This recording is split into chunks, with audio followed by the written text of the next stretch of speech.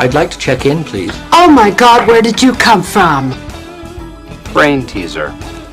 I have 2 coins totaling 15 cents. One of them is not a nickel. What are they? A dime and a nickel. For what it's worth, I'm having a great time. You're like a tsetse fly? Where's your cell phone boyfriend? On my cell phone. It's Hard-Headed Sports with Spinny and Fetty Bus. Famous for their podcasts, you can now catch them right here on the Al Travis Show. And we've got them, Spinny and Fetty Bus, both with us today. Guys, how are you doing? I'm doing well. It's time to start the second round tonight, Al.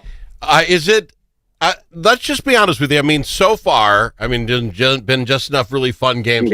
Has this not been a great postseason so far in the NBA? I mean, the games themselves, you got to throw out one of the 1-8s, but now that we're into this is not fun. Yeah, the majority of the games this postseason have been tremendous, for sure. Yeah. Your take on it, Spinny? Yeah, pretty good series overall. Like you said, you take out the 1-8s, and there's been a lot of good matchups. Even like Lakers-Wolves was a 5-game series, but every single game was close, so yeah, been awesome. Let's bust down just the games real quick from last night. Did you guys catch them? Yes. All right. I thought you would. To be completely honest, I don't know what happened to the Celtics. Now, I've chosen the Celtics going to win this matchup, and they were up at, I want to say by 12 points at one point, and it seemed like they were just running away. I tuned back in, and it was tied. This thing goes into overtime, and the Knicks take it. That Brunson, is there anybody better? Is there anybody you want to have the ball right now than Brunson when it has to go in the hole? Clutch player of the year for a reason, right? Go. He just comes alive in the fourth quarter. It's kind of crazy. He's first or second, I believe, in basically all the main clutch stats in the fourth quarter. So he's been having an insane season. But Spinny, what happened to your C's, man? Yeah. I mean, most missed threes in the history of an NBA playoff game. 15 for 60. That's insane. 15 for 60. 45 misses. No, I'm just going to walk you through Tatum, Brown, and Derek White. Go ahead. 4 for 15, 5 for 16, and 1 for 10 for the 3 best main 3-point shooters on the team. And it was just ridiculously bad shot selection at the end. Like, Tatum, why are you pulling up in a contested, 2 people contesting you on that 3 instead of going to the rim or taking a midi? It was 100-100. Like, that last possession drove me insane. And then all of overtime, it's just pull up. It's like, go to the rack, please. Now, Bus, I know you're friends with Spinny, and you have been for years, but is this just his psycho problem? This is the Celtics. This is who they are, right? Don't they shoot more 3-pointers than any other team in the league anyway?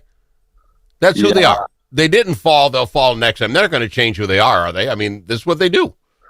They don't change who they are. They live and die from the 3, even though it's very frustrating from a fan standpoint watching them continue to settle. But there are times where, like Spinny's saying, where you don't have to continue to rely on that 3. I get the mathematics behind it. I get how good of shooters you have on your team. But when you just need a bucket and you got somebody that is 6'9", Jason Tatum, that could easily drive by his guy and get to the rim, I don't know why you're settling for a step-back contested 3 in that moment. Well, that's the other thing. At least drive and kick. Like, I'm okay with a catch-and-shoot open 3, sure.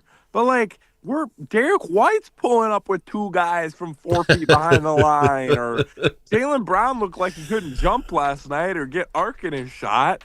Like, even his shoes, it's like they just were just off.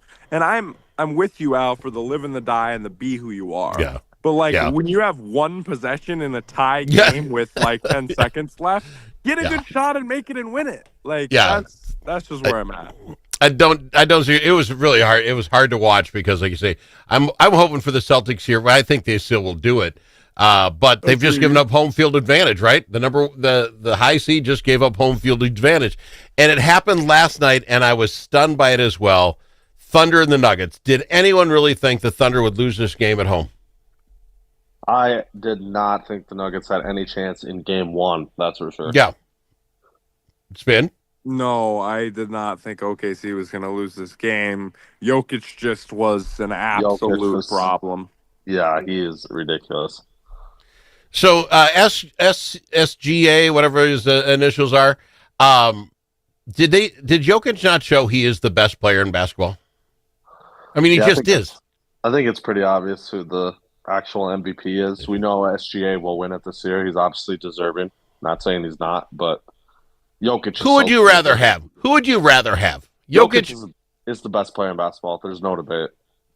Okay, would you agree with that, Spinny? Because they are going to get him to SGA, and that's nothing wrong. He's a great basketball player, but he's not better than Jokic. Spin, your thoughts? Yeah, I mean, I agree. Jokic is a better player. I will say, last night, SGA still almost shot 50% and had 33, 10, and 8.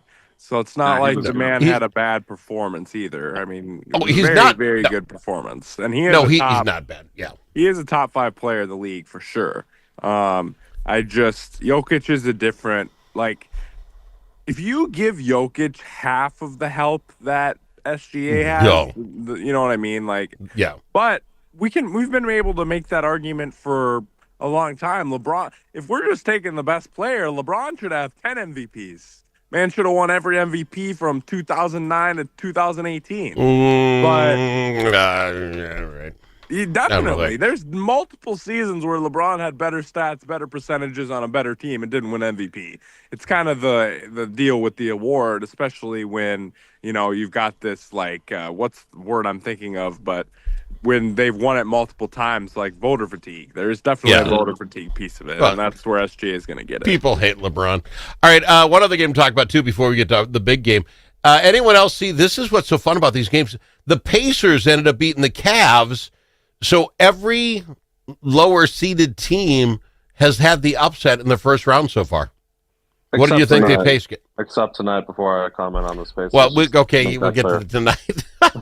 We'll get tonight. But again, the Pacers and the Cavs. Did you see the Cavs losing? This is going to be this might be the 4 best sets of games in all of basketball. I bet you, depending who ends up in the finals, this is fantastic basketball. Game 1 did not surprise me, especially once I saw Garland was ruled out. I kind of figured the Pacers would take game 1. I still have the Cavs in 6 in this series, but they need Garland. They need somebody to come in and create their shot off the bounce other than Donovan Mitchell. And just looking at the shot disparity here for the Cavs, Donovan Mitchell taking 30 shots, Ty Jerome off the bench taking 20, 2 guys combining for 50 shots. You're just not going to win that many games when you're relying on 2 guys shooting 50 shots. That's just not good enough team basketball. That's over half their shots. That's crazy. The biggest difference in the Cavs this year has been the step up of Darius Garland.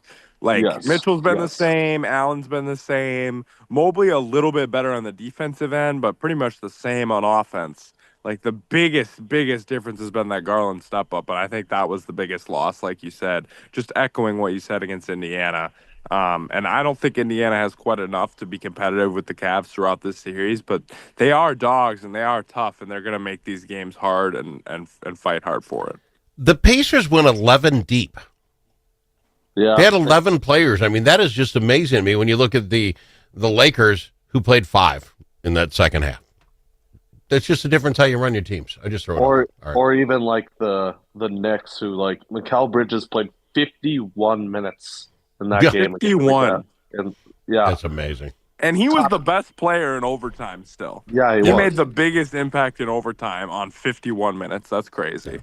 Yeah. Right. Now, the Pacers series, that game didn't go to OT, but their top minutes guy was 37. So it's it's just crazy to see the difference. They're fresh and they run, and that's what I love about it. Yes. I got to go to break real quick. When we come back, we got to bust down. There's another game going on. It happens this evening. It'll be well after midnight, I presume, but it's a late game. We'll talk about it with Spinny and Fetty Bus. It's the Warriors and the Timberwolves. Achieving your financial goals requires individual planning and a comprehensive approach. At Midwest Money Management, our mission is to provide you with the knowledge, tools, and confidence to feel comfortable financially today and secure about tomorrow. Learn more at MidwestMoneyManagement.com. That's MidwestMoneyManagement.com. Securities offered through JW Cole Financial Inc., member FINRA and SIPC. Advisory services offered through JW Cole Advisors Inc., Midwest Money Management, and JW Cole Financial Inc. and JW Cole Advisors Inc. are unaffiliated entities. All the special interests are represented in St. Paul. But who speaks for you? Center of the American Experiment does. Our policy fellows dig into the tough issues that matter to you and offer common sense solutions on education, taxes, crime, and energy. American Experiment is the trusted, nonpartisan voice of Minnesotans like you. We are working every day to make Minnesota a better, safer, more prosperous place. We are American Experiment. Go to americanexperiment.org to learn more.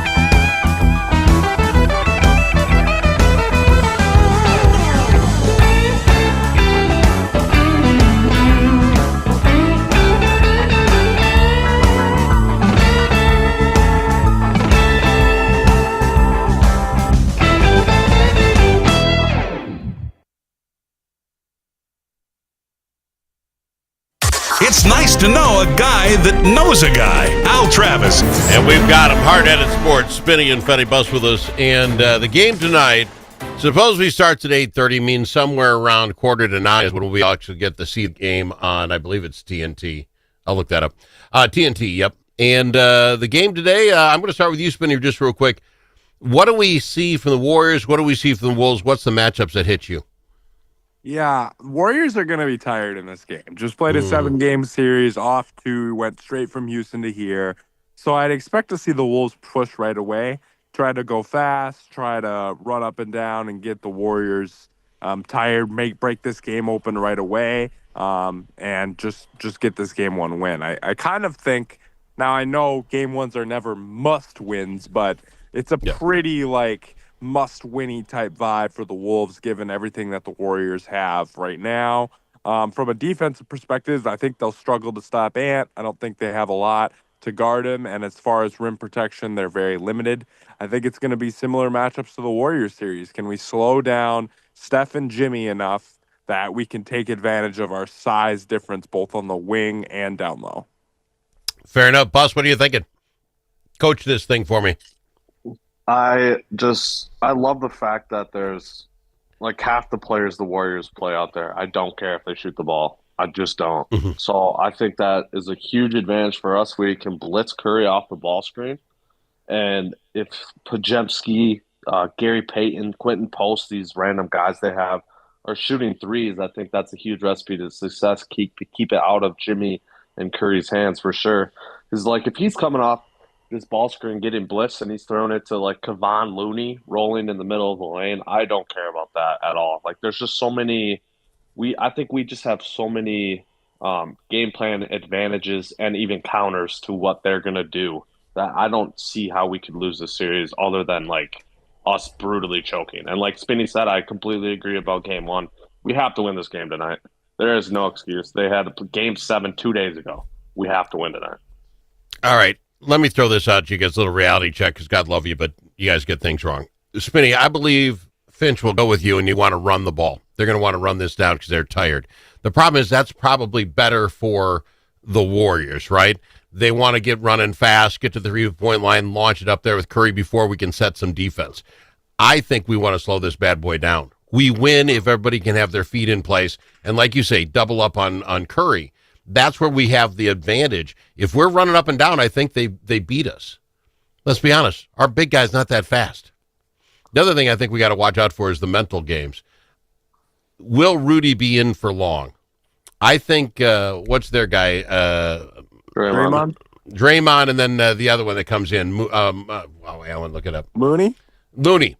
I think he can come in here and play with our guy enough to get, because the last time they played, remember there was the fight, and that's where Draymond Green put the headlock on Gobert and said he didn't care. This is going to get ugly and messy quick, but I think that plays in the Warriors' favor.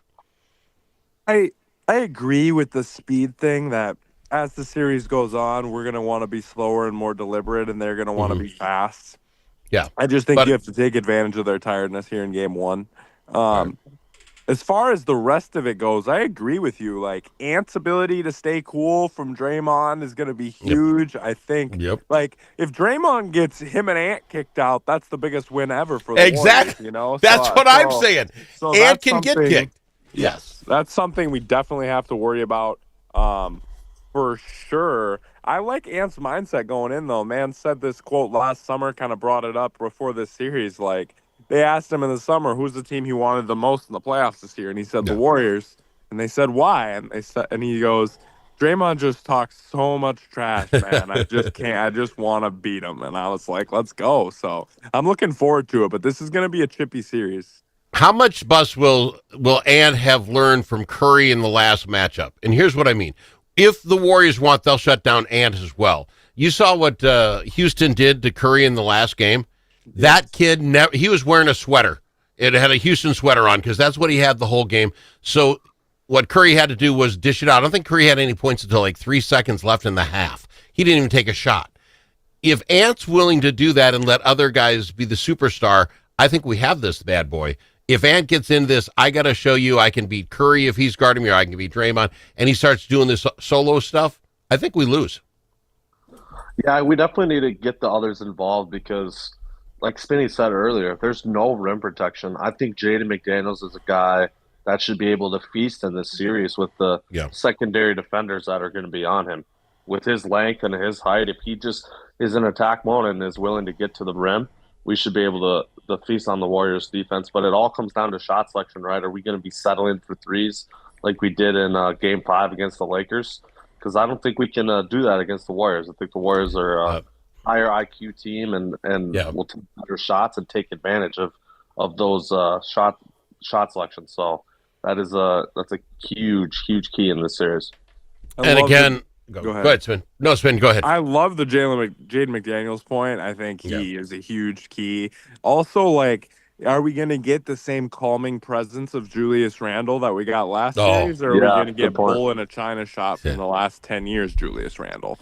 So I think that's an important piece as well. If we're getting those steady middies and the good shot selection that Randle was bringing, that'll be huge.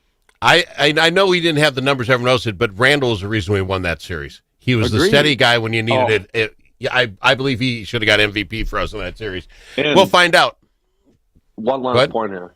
In crunch time, I don't understand how they're going to match up with us, right? Because it's like, okay, Julius is a big-bodied dude, and he's tall, so you probably want Draymond on him. But if Rudy's on the court, who's guarding Rudy? Rudy should be able to feast on the boards like he did in Game 5 against the Lakers. And then who's guarding Jaden with that height? Like, I think we have the advantage everywhere as long as we, don't shoot stupid shots. It's fair enough, but just to make everything even, if the Warriors end up winning this ball game, it would be an upset for everyone in this round. That'd be crazy stuff. I don't know if last time that happened. No, last time it happened. Boss, Spinny, love having you on. How do we pick up your podcast? Yeah, we'll have one coming out here shortly today, and it will be